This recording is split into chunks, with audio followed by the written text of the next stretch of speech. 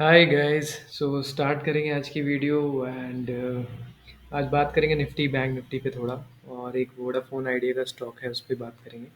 And Nifty bank Nifty पे बात करना इसलिए ज़रूरी है कि बहुत लोग पूछते रहते हैं कि निफ्टी पे सर ट्रेडिंग कैसे करते हैं एंड आप कैसे ट्रेडिंग करते हो। तो मैं आपको कुछ इंपॉर्टेंट चीज़ें बताऊंगा जो ट्रेडिंग करने के लिए ज़रूरी होता है देखना मार्केट में। तो सबसे पहले निफ्टी का चार्ट ओपन कर लेते हैं। तो आपके सामने स्क्रीन पे अगर आप देखोगे तो ये निफ्टी का चार्ट ओपन हो रखा है। देखो प्रीवियस डे आपको पता होना चाहिए क्या मार्केट ने किया। अब जैसे देखो ये यहाँ पर मार्केट ओपन हुई थी Nifty and previous day was quite bullish. तो जब भी प्रीवियस डे बुलिश हो एंड जो नेक्स्ट डे अगर गैप अप ओपनिंग हो जाएगी एंड मार्केट नीचे गिरने लग जाए तो जनरली वो डे रेंज डे बन जाता है। अब मान लो मुझे कल ट्रेडिंग करनी है तो किस लेवल्स पे मैं ट्रेड, क्योंकि मैं लेवल्स पे ही ट्रेडिंग करता हूँ।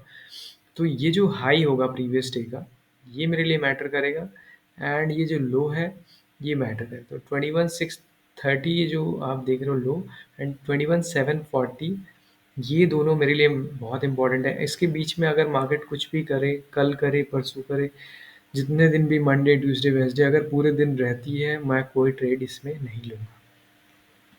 जिस दिन ये यहाँ से ब्रेकआउट करेगा उस दिन हमारी एंट्री होगी एंड जो कैंडल से ब्रेकआउट होगा उस कैंडल का जो लो होगा वो हमारा स्टॉप लॉस होगा। यहाँ पर अगर यहाँ से ब्रेक डाउन करेगी तो जिस कैंडल से वो एंटर करेगी उस कैंडल का जो हाई होगा वो हमारा स्टॉप लॉस होगा। अगर नीचे जाएगी, नीचे हम यहाँ पे 30% बुक करेंगे पहले, फिर 30% एंड फिर 30%। मैंने अपने पिछले प्रीवियस वीडियो में अपने ट्रेडिंग्स शेयर किए थे, आप जाके उस पर देख सकते हो। और अगली भी मैं बनाऊंगा तो उसमें भी मैं डाल दूंगा कि कैसे मैं अपने पोजीशंस को क्लोज करता हूँ।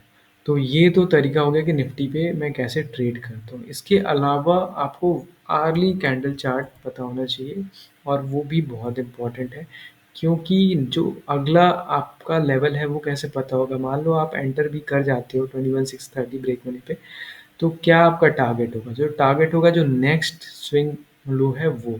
तो अगर यहाँ से टूटता है हम यहाँ पर 500 तक का टारगेट देखेंगे, क्योंकि यही वो जो सपोर्ट एरिया था जो जिसको जब इसने ब्रेक किया तो अब ये सपोर्ट, सॉरी ये रेजिस्टेंस था जिसको इसने यहाँ पे ब्रेक किया था। ये देखो ये एरिया तीनों सेम है, ऑलमोस्ट सेम दिखेगा।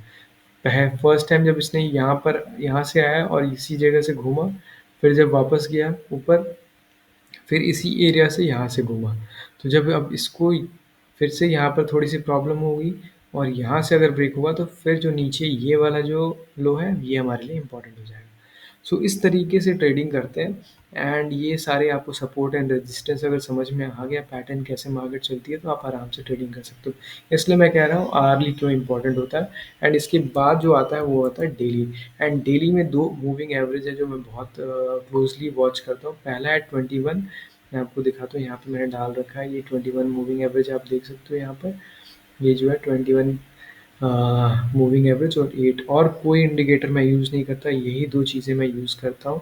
एंड ये सिर्फ डेली पे मैं देखता हूँ, डेली के कैंडल चार्ट जो है उस पर देखता हूँ।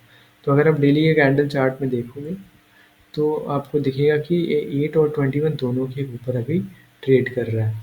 ये जो ब्लैक लाइन है ये 8 है एंड ये जो ब्लू वाली लाइन है ये हमारी है 21। तो जब तक ये 21 के ऊपर रहेगी, मैं आपको हिस्ट्री में भी दिखा देता हूँ इसका पहले कैसे रहा है ट्रेड। थोड़ा पीछे चल के इसको समझने की कोशिश करते हैं कि 8 और 21 का क्या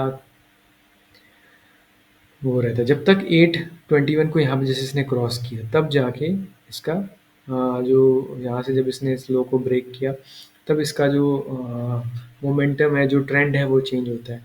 फिर आप देखो यहाँ पर जब इसने क्रॉस किया इस एरिया में तो इसका मोमेंटम जब से इसने क्रॉस किया तब से ये अब ट्रेंडिंग में रहा है। अब जब ये वापस से जब ये 8 डे या 10 भी कर सकते हैं और जब इस 20 वाले को यहाँ पर इसको क्रॉस करेगी कहीं पे तब इसका ट्रेंड चेंज होगा और फिर यहाँ पर ये प्रीवियस जो सपोर्ट एरिया है इसको हम मानेंगे कि यहाँ पर मार्केट जा सकती है। जब तक ये 10 डे मूविंग एवरेज या 8 डे मूविंग एवरेज या 9 डे जो भी है एंड 20 डे मूविंग एवरेज या 21 डे मूविंग एवरेज के ऊपर ये दोनों लाइन ऐसे चल रही है, इसके नीचे 50 होगी, इसके नीचे फिर 200 होगा, 100 होगा। तो ये जब ऊपर की साइड चल रहा है तब तक हमें इसमें जो ब्रॉडर मार्केट है वो अब ट्रेंड में ही रहेगी। तो इस तरीके से निफ्टी और बैंक निफ्टी दोनों बेस ऑलमोस्ट सेम ही रहता है, थोड़ा बहुत डिफरेंस आता है, और आप इस तरीके से समझ सकते हो कि मार्केट का ट्रेंड क्या चल रहा है। नेक्स्ट जो हम बात करने वाले हैं वो है वोडाफोन। तो उसका चार्ट ओपन कर लेते हैं एक बार। वोडाफ़ोन पे मैं क्यों बात करना चाहता हूँ, क्योंकि देखो हमने इसमें 17 रुपीज़ पे बोला था कि हम एंटर करेंगे, लेकिन जिस दिन हमने 17 रुपीज़ में एंटर किया था हमें 16.5 पे इसमें से निकलना पड़ा था, क्योंकि उसके अगले दिन का जो कैंडल था उसने एक, इसको मैं आपको ज़ूम करके दिखाता हूँ।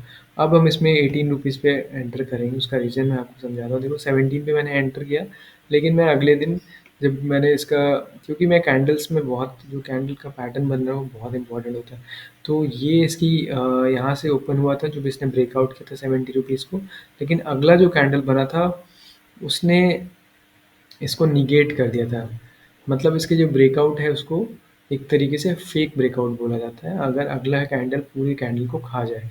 लेकिन देखो, अगर आप देखो एक तरीके से तो लो को ब्रेक नहीं किया है इसने, लेकिन फिर भी मैंने एग्ज़िट कर दिया था ऑन अ सेफर साइड। लेकिन जब तक इस लो को ब्रेक नहीं करता आप इसमें होल्ड कर सकते हो इस 15 रुपीज़ का स्टॉप लॉस का। मैं 16.5 पे निकल गया था, बट अगर मैं चाहता तो जो रूल है वो 15 रुपीज़ का स्टॉप लॉस था, और आप 17 रुपीज़ पे एंड क्या कहते हैं एंटर करते, क्योंकि इसकी जो क्लोजिंग है वो ब्रेकआउट लेवल के ऊपर हो गई। और वो देखने के लिए आपको इसका वीकली कैंडल चार्ट देखना पड़ेगा। एंड अगर आप वीकली कैंडल चार्ट में देखोगे, one second let me just open it, तो उसमें आपको यहाँ पे दिखेगा 17 रुपीज़ इसका हाई था दिसंबर 2021 का, एंड इसके ऊपर इसकी क्लोजिंग है।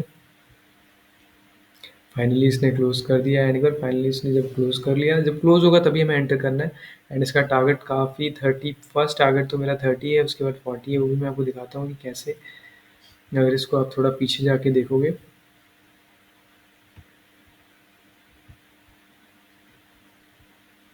तो हिस्ट्री बहुत मैटर करती है कि मार्केट ने पीछे क्या किया है। अब देखो ये जो लेवल है ये 40 वो लेवल है जहाँ से मार्केट ने टर्न किया था, ठीक है। थोड़ा ऊपर करके मैं दिखाता हूँ। ये तो पहले 100 150 जो भी था, उसके बाद जब गिरना शुरू किया तो ये यहाँ से गिरते हुए आया, ये 40 का लेवल है जहाँ से इसने ऊपर की साइड किया था, एंड इस 40 को यहाँ से ब्रेक किया था। इसीलिए 40 हमारा टारगेट होगा फर्स्ट, एंड 40 के पहले 30 भी हो सकता है। ये जो लेवल है 30 का भी फर्स्ट टारगेट हम 30 रख सकते हैं, एंड उसके बाद सेकंड टारगेट 40, ये जो लेवल है। तो इस तरीके से इसमें हम स्विंग ट्रेडिंग कर सकते हैं।